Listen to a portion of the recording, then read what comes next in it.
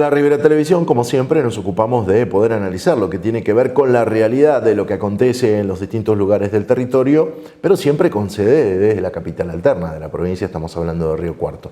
Para eso lo convocamos a Ivonne Tesio, que es, además de uno de los responsables de la Granja de Ideas de Río Cuarto, este proyecto que realmente ha crecido muchísimo, no solo aquí, sino también en el ámbito provincial y regional.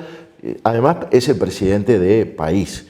Y este sello y esta cuestión de la política lo hace que juegue un rol importante y preponderante a la hora de la toma de decisiones y de fijar miradas y conceptos en función de lo que acontece en materia de la gestión municipal de la capital alterna. Ivonne, primero, gracias por estar. No, gracias a ustedes por invitarme a dar el espacio.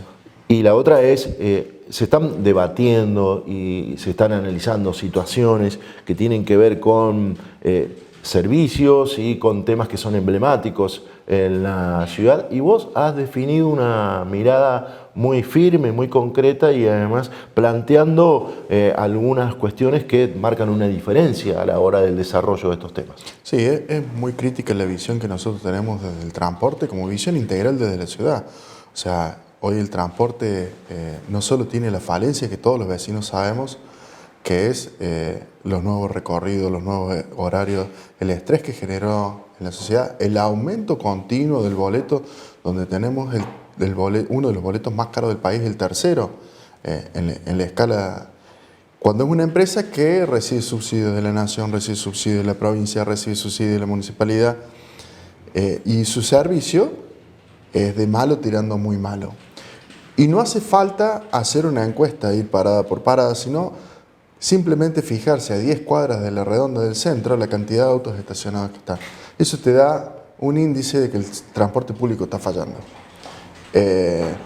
La gente que no puede movilizarse en moto, que no puede movilizarse en bicicleta, que no puede movilizarse en auto, tiene que ir al transporte público, porque no le queda otra, la está padeciendo.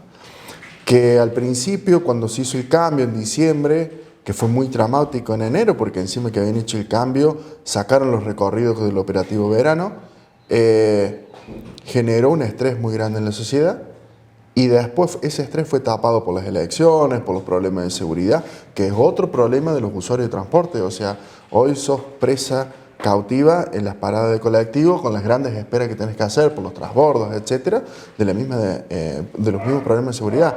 Entonces creo que es un abordaje integral que le tenemos que dar como comunidad y que hoy no estamos a la altura del mismo como municipalidad. Y le estamos dando dinero a una empresa que es un barril sin fondo. Esta posición es compartida inclusive con el bloque de la primera minoría, donde la empresa solicita y nunca muestra los números, no pone blanco sobre negro dónde está el rojo de ellos.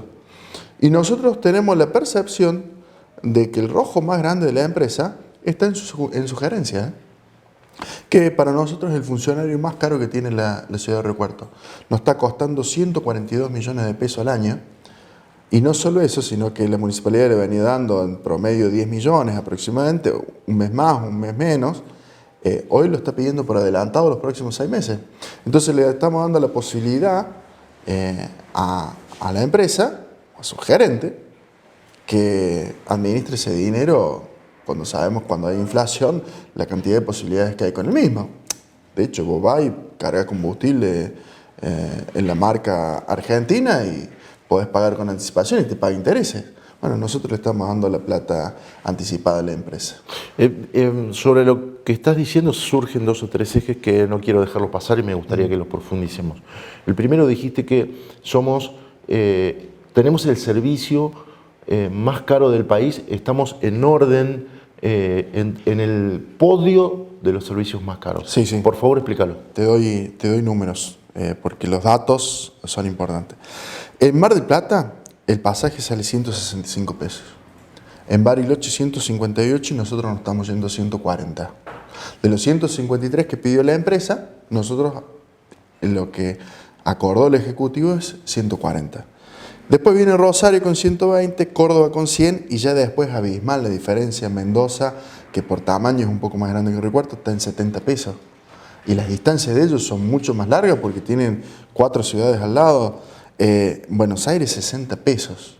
O sea, estamos hablando de una gran diferencia para un servicio que en otros lados funciona y acá en Río Cuarto no. Nosotros estamos atravesando la crisis de transporte que tuvo la ciudad de Córdoba en el año 2000. Y eso va a traer consecuencias a la larga que se van a reproducir en otro tipo de ambientes. En la educación, la cantidad de tiempo que demoras en llegar a la universidad por los transbordos, los tiempos muertos. En el trabajo, esa hora material que vos estás perdiendo de tu tiempo, que podría ser dedicada a muchas cosas, la estamos perdiendo por un servicio malo. Y que encima lo pagamos con creces desde nuestros impuestos provinciales, municipales y nacionales y desde nuestro boleto. Porque no es solamente el problema de los chicos que van al colegio, es de los trabajadores, es de los jubilados. Vos ves los jubilados con el frío que hace, esperando en las paradas y con el precio que están pagando. O sea, es un problema que hay que darle una mirada integral en qué le estamos agarrando. Y me parece que tenemos que empezar a usar soluciones del siglo XXI para problemas del siglo XX. Dijiste otra cosa.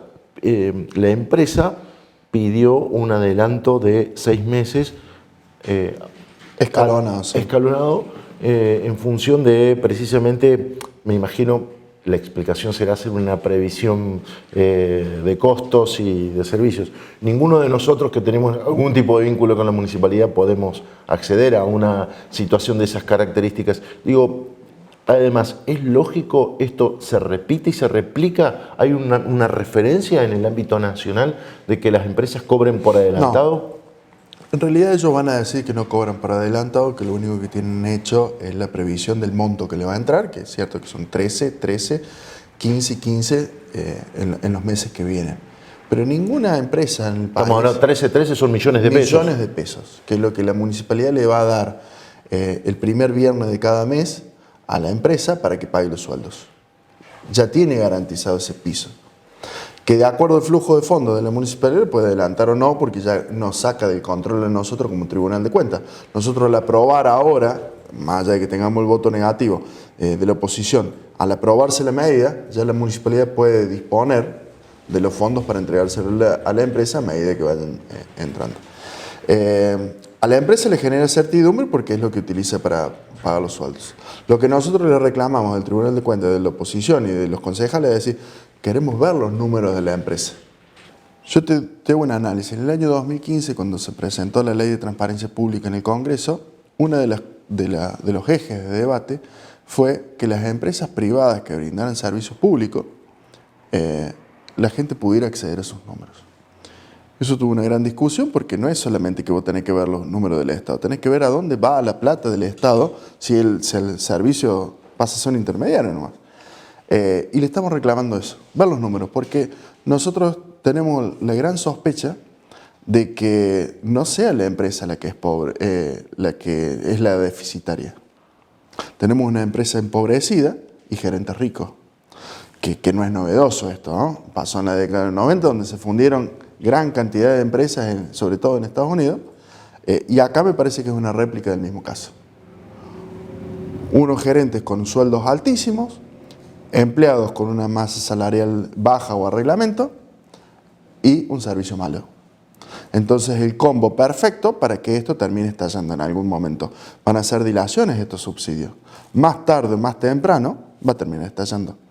Y hoy donde está de moda todo el liberalismo, donde quieren quitarle los subsidios a las empresas, donde quieren que el Estado desaparezca, bueno, vayamos prestando atención que este va a ser el primer foco de cultivo del estallido. Porque es una empresa que sin el Estado no podría sobrevivir. Entonces me parece que tenemos que estar pensando un plan B y en nuestro bloque siempre hablamos de que la municipalidad empiece a comprar acciones en la empresa. Una para saber los números concretos y otra para tener un resguardo, porque cuando la empresa se funda, se cae todo el sistema de transporte. Entonces necesitamos un plan B ante eso y tenemos que empezar a trabajarlo con tiempo. Y por eso, también digo que Titarelli es el funcionario más caro que tiene la municipalidad. El otro es Bresan, que dice que combate con él, pero yo lo veo combatiendo más del lado de la empresa que de los recuartenses. No está protegiendo los intereses de los recuartenses, así no se protege. Bresan es Marcelo Bresan, el secretario de Servicios Públicos de la Municipalidad, de quien ya les hemos contado algunos antecedentes. Siguiendo con esta lógica, además, si la municipalidad tiene que estar subsidiando, tranquilamente podríamos encarar este proceso que a principios de este siglo, en el 2000, 2001, con la crisis, se pudo trabajar en un concepto de economías mixtas y a partir de ahí la municipalidad tener acciones y tener participación en el desarrollo de las actividades de la empresa. ¿Eso es lo que propones? Claro. Habría que ver el mecanismo legal, si a través de una fundación creada a tal efecto o una sociedad de economía mixta. Pero la municipalidad, el Estado, debe intervenir en esa empresa porque debe asegurarse el recaudo de que no se termine cayendo. No sabemos los costos que tiene. Al no saber los costos que tiene y ellos decir que siempre están en rojo, en cualquier momento te llega una quiebra. ¿Ah? Entonces, para no quedarnos sin transporte, para que no caigamos en el paro permanente si no cobran los salarios, y le van a seguir echando la culpa a la inflación siempre y continuamente, porque no nos olvidamos que vivimos en Argentina, tenemos que empezar a tomar resguardo. Me parece que el más importante es ir pensando comprar acciones de la misma empresa. No descarto comprar toda la empresa. Y si ese mecanismo no lo encuentran válido, bueno, estar abierto la puerta a una competencia, a que no sea un monopolio, porque cuando se caiga se va a caer con todo. La ciudadanía de Río Cuarto, el usuario, tiene una vinculación directa y constante y permanente con el servicio y sabe de lo que está hablando, pero muchos no somos usuarios. Y en general me parece que no se está tomando conciencia respecto de la importancia y la trascendencia que puede tener esto funcionando de esta manera, porque, por ejemplo, articula todo lo que tiene que ver con la vida universitaria, donde hay una comunidad de 20.000 habitantes, pero además tiene que ver con la situación de los barrios periféricos que necesitan y solo pueden usar para trasladarse este tipo de servicio. Puede impactar de manera muy negativa en la comunidad y en las costumbres y además en la economía de la ciudad. Sí. No descartemos también las universidades privadas donde los jóvenes que hoy terminan optando utilizan el mismo medio de transporte, entonces eleva la cantidad mucho más. Los colegios nocturnos y la dificultad que están teniendo hoy los chicos, me toca vivirlo en carne propia porque estamos trabajando con algunos nocturnos, de que tienen que esperar en las paradas con la inseguridad que tienen y la reducción de los recorridos.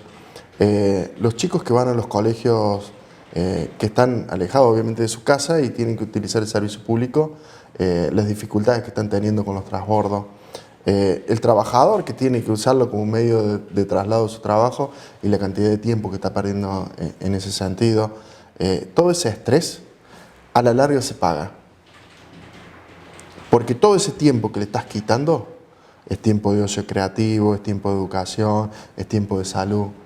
Y si vos medís, si haces un seguimiento o agarrás al azar 5 o 6 paradas y te vas a dar cuenta que la gente está muy enojada. Y la gente que no se enoja es porque no utiliza el servicio. Pero a la larga termina siendo perjudicial porque cuando vos no usas el servicio tendría que ser de excelencia, entonces vos contaminas menos, das más espacio en las calles, vas más rápido de un punto a otro. O sea, hoy vos querés transitar por Río Cuarto y son todos autos, camionetas, que entorpecen y agrandan las distancias, agrandan los tiempos. Todo ese tiempo se termina pagando, es dinero. Es dinero para las empresas, es dinero para las personas y es tiempo vital, que es lo más caro que hay. Estamos planteando la situación y la mirada de ustedes como fuerza política, tu representación, la representación de los concejales. ¿Y el oficialismo qué dice de todo esto? El gobierno, la gestión. No le queda otra que salir a defender la postura y, bueno, terminar negociando y prácticamente se han convertido en rehenes de la empresa. Pero bueno, volvemos siempre al foco de conflicto que es la Secretaría de Servicios Públicos. Esto tiene que ver como una autoflagelación de la gestión municipal cuando planteó precisamente el llamado a licitación, hizo todo este proceso, transparentó todo en función de abrir el juego con el transporte público de la ciudad. En definitiva, hay mucho... hubo opciones y hay mucha de sustancia a la hora del análisis de que no había poco interés por cambiarlo, sí, ¿no? Y la opción que había no era superadora a la que hay ahora. El paradigma sigue siendo el mismo, el problema es el concepto. Me parece que esta gestión, si bien tiene muchas cosas buenas en la obra pública, en educación, en deporte, la misma Secretaría de Economía, tiene un gran déficit y le va a quedar en el debe a este intendente lo que fue transporte y lo que fue Cotreco. Lo que tiene que ver con la recolección de residuos es otro de los temas, ¿no? El primero es el costo, la calidad del servicio. Hace poco tiempo me tocó circular, y seguramente muchos de los que viven aquí en la ciudad, a la hora de la recolección de los residuos, se han apoderado de las calles. Sí. Hay una peligrosidad y aparte una violencia a la hora de realizar sus tareas que realmente es inconcebible. Sí, acá en Recuarto y en Córdoba se nota en la misma empresa, ¿no? Pero también lo que deja clara la vista es que Recuarto sigue pensando con un esquema del siglo XX en recolección de residuos. No hacemos separación de orígenes, no cuidamos. Ahí hay mucho dinero que se está yendo, que se está perdiendo, y hay gente buena que está dispuesta a hacer el esfuerzo y no lo está haciendo por una cuestión de comodidad. Que si invertimos la ecuación, es decir, bueno, compensemos el que hace bien las cosas, en vez de trasladar el dinero a Cotreco, trasladémoselo a los vecinos, vas a ver que el cambio de paradigma es total. Y ahí fomentaríamos por barrio la separación en orígenes, trabajaríamos de distintas formas, y los chicos de los colegios ya lo saben hacer, están preparados para hacerlo, pero no lo estamos aprovechando. Estamos gastando mucha inversión en educación para eso, y no estamos trabajando con el paradigma de ellos. Estamos trabajando con el paradigma de nuestra generación. La economía circular es uno de los ejes y caballito de batalla en la gestión en Córdoba de Martín Sciarciora, que ha sido electo gobernador hace pocas horas. Sí. Digo, no la hemos aplicado aquí. Sí. Estamos muy atrasados con respecto a eso. Espero que cuando venga el próximo gobernador nos pongamos a tono. Y bueno, como siempre, un verdadero placer y agradecido que nos visites, pero te vamos a invitar para poder darle una continuidad, porque no queremos que esto quede en esta mera enunciación periodística y en este planteo que vos estás haciendo, sino que además ya tenemos el diagnóstico. ¿Podemos ir pensando en propuestas de soluciones? Sí. Nuestro bloque las presentó, de hecho las presentamos en la campaña. Y después las hablamos siempre, pero sí, que cuenten con nosotros, y bueno, y nos gustaría estar más presentes. Bueno, para nosotros es un verdadero placer. Creo que el tema tiene que ver con el interés de todos. Es común lo que nos sucede con el transporte público, también con la recolección de residuos. Dos ámbitos que están nucleados en una sola secretaría de la municipalidad, dependen de una persona que no tiene ningún tipo de capacidad para poder estar al frente de la misma, no solamente por condiciones de ejercicio de la gestión, sino además por otro tipo de cuestiones que ya las hemos planteado y las hemos denunciado. Pero sí lo dejamos abierto para que podamos ir conociendo y viendo en detalle lo que ustedes plantean, y además, por supuesto, cuáles son los principios de solución que podemos ir encontrando para los mismos. Gracias, Iván. Gracias.